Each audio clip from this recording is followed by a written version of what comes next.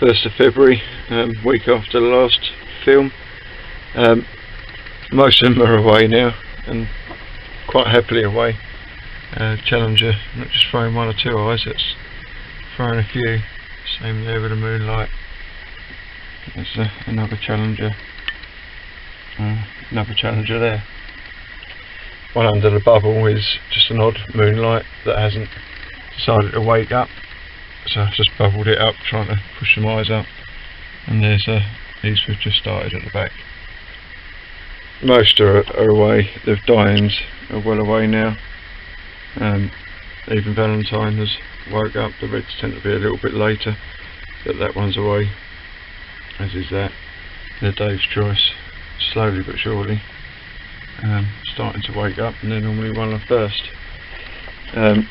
This tuber here of Frank Holmes, showing classic crown gall. Focuses in there. I'm never that worried about it. I wouldn't ever replant the tuber, but if you take a few cuttings off it, it tends to just sort of implode in the end.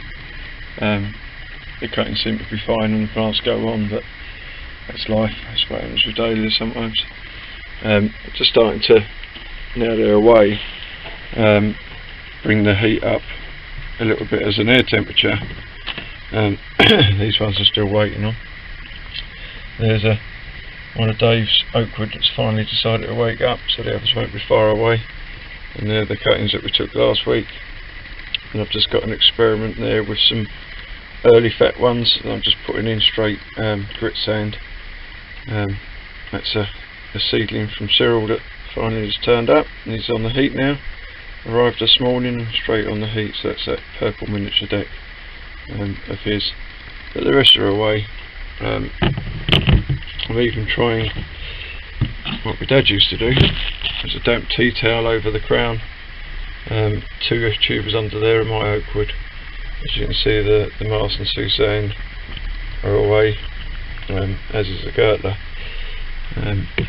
So it's good, things are going. So just going to bring the heat up, air temperature. Find once the tubers are away. What have we got under there? That's Mary's and Blackberry, and Karen, that I'm just trying to encourage a bit more. Find once they're away, it's better just to keep the air up a little bit higher to encourage the growth. Bottom heat to get them rooted, but once they're away, they seem to be alright, and it saves a little bit more heat because I'm not so dependent on the benches. Come back in another week and see what they're doing. Wednesday the 8th of February, so about another week on. As you can see, there's plenty of life coming now.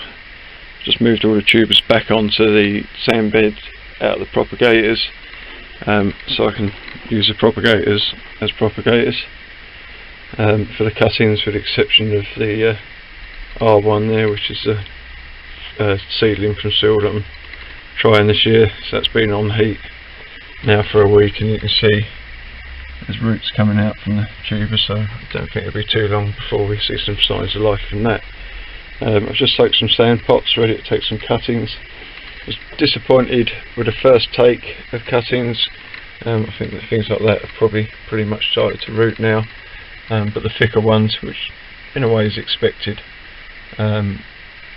rotted off, which I think is me keeping this too hot. I had it about 20 degrees, which is too hot really for the cuttings and too humid. I was trying to push on some tubers, so they're a bit disappointing, but they won't go any further backwards than that, so some have rooted, but I've lost probably 40% of them. I took some more last week just in the sand as a test, and they all look quite fine. They don't seem to be suffering with black leg. I have turned it down a bit since, so I'm going to try the sand again for this week, and it becomes a cycle, as the next lot should be rooted when I go to take the next lot of cuttings. So just put some capillary matting in the tray to take some of the moisture and hold it, and giving that a light water.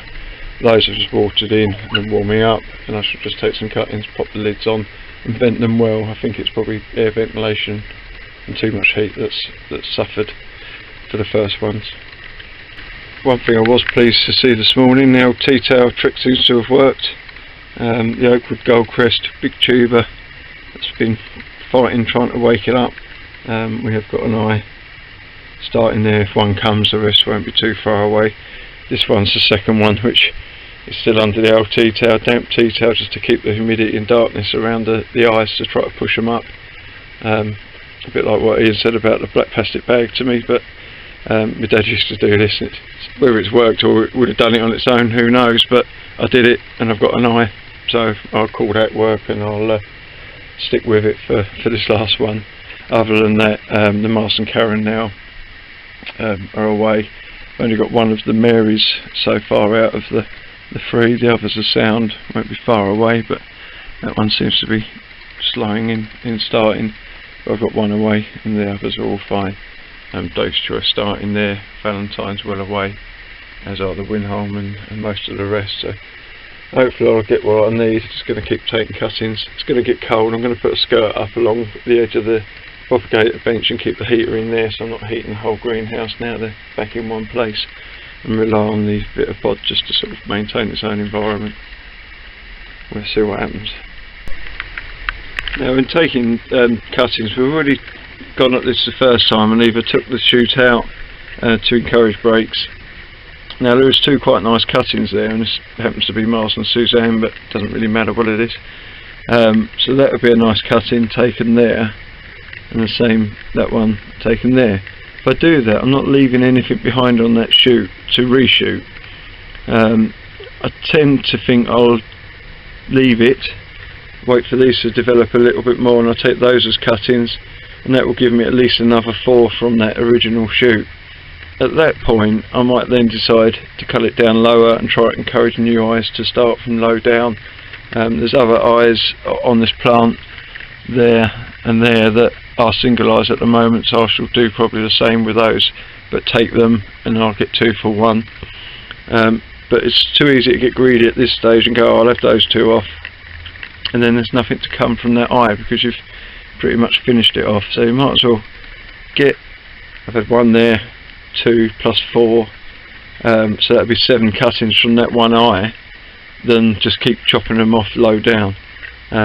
Plants, tubers like that I haven't really gone to yet, and obviously although they're very thick, I'll take those off and encourage those lower ones to come, likewise with the rest. Ones like that are going to shoot, there's probably about 8 or 9 eyes there that are going to shoot.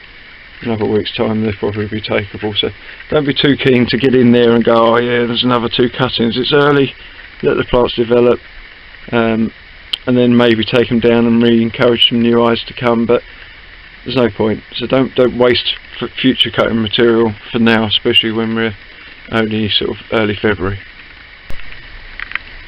That's it, about another 2, 4, 6, 7 little pots taken. In fact, about 8 in each. So let's see what they do. See if I can manage to rot this lot off, but hopefully just matting, dropping the temperature a little bit, and a bit more airflow should help them root.